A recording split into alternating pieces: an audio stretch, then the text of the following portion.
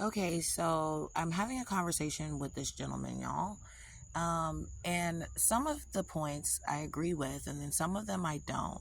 I personally just have disdain for the crutch, as I call it, the crutch of the system, right? Systemic factors are real, but it's been researched enough to the point where a lot of those factors can be overcome.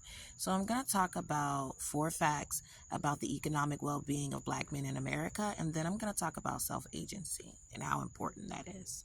So more than 1 in 2 Black men, 57%, have made it into the middle class or higher as adults today. So this is by age 55, up from 38% in 1960.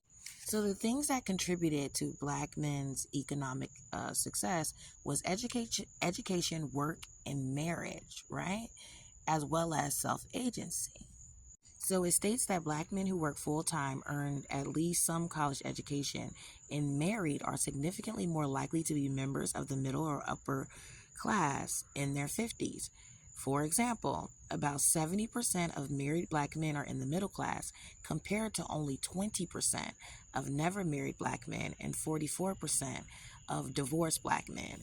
Now, when you get into like the upper middle class, it's actually only 4% of never married men are in the upper class, Black men.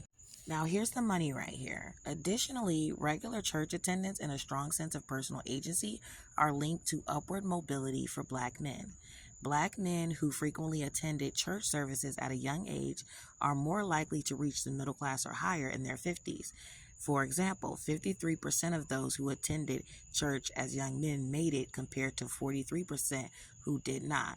Moreover, Black men who scored above average in their sense of agency as young men or teenagers in the late 1970s are more likely to be prosperous later in life, compared to their peers who did not have the same sense of agency. Agency was measured by reports that they are directing the course of their lives versus feeling like they are not in control. Now, a part of this study was that they actually followed these men for like 50 years of their life, by the way. So, the share of Black men in poverty has fallen from 41% in 1960 to 18% today. Second, and more importantly, the share of Black men in the middle or upper class, as measured by their family income, this is important, it is not their single income, it is their family income, has risen from 38% in 1960 to 57% today. Now, it goes into that family income, which is important, and I'm just throwing this in here for a second, quick detour, but this is just important while I'm sharing this article for the ladies to know this. Black men who worked full time, had some college education, or were married were much more likely to be members of the middle or upper class by the time they got to their 50s.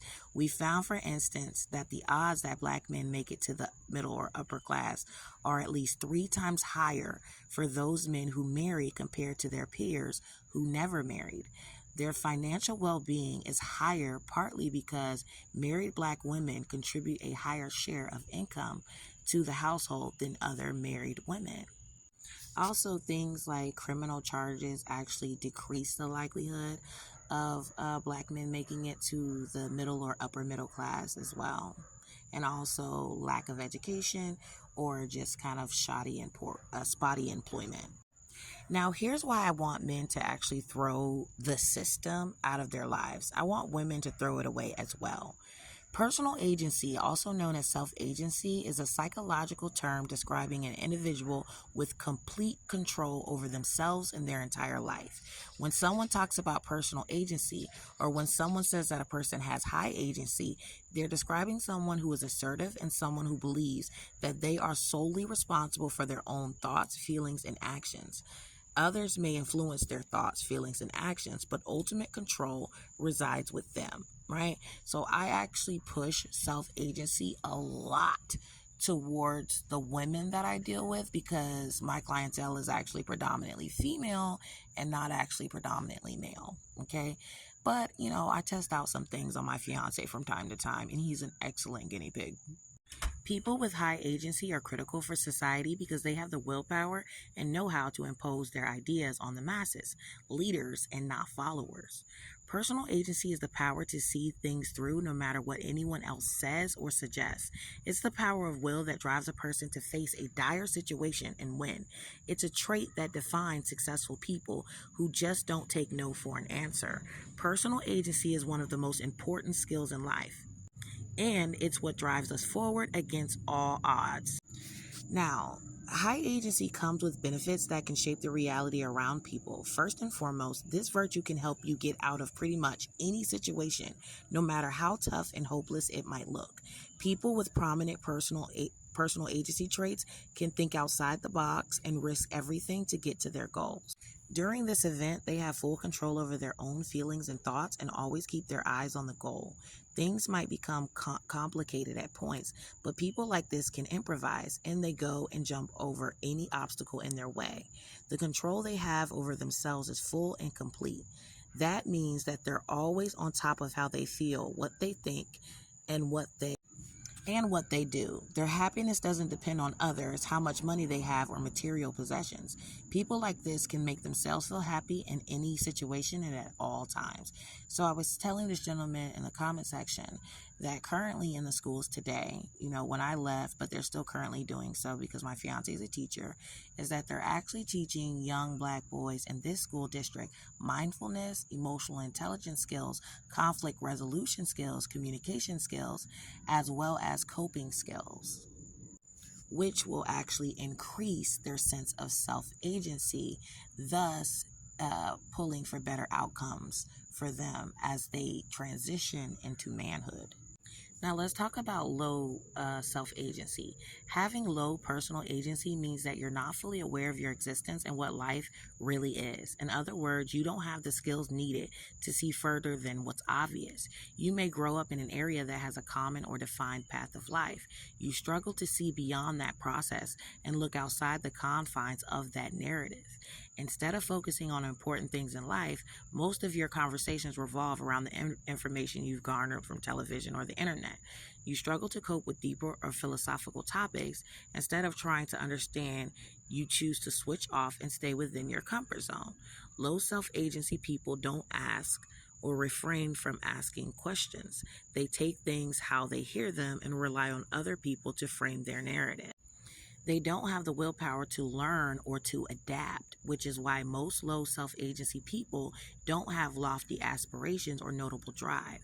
To put in simple terms, low agency people won't risk things, they won't go against the tide, and they won't question orders or other people's thoughts. So I think it's very important to move away from the narrative of the system. Once we study and analyze the system, which I do all the time by constantly clocking data and breaking it down and looking at how they came to get that data and how they drew the conclusions that they drew, I'm then able to find solutions, right? I'm then able to combat the various different factors that they say produce A, B, C, and D, right? And oftentimes, I myself have a really wonderful story about self-agency, but I will get into that for you ladies and you men on another day. And possibly really get into why I'm not as sympathetic to the system crutch and stuff like that, because I've had to overcome so much. But I really do want the community to move away from this ideology of the system and systemic factors. Yeah, systemic poverty is an issue. Systemic racism is an issue, right? The various different inequalities and inequities is an issue, right? But there is things that we can do about it. So we have to start kind of living in that vein. Okay? Have a great day.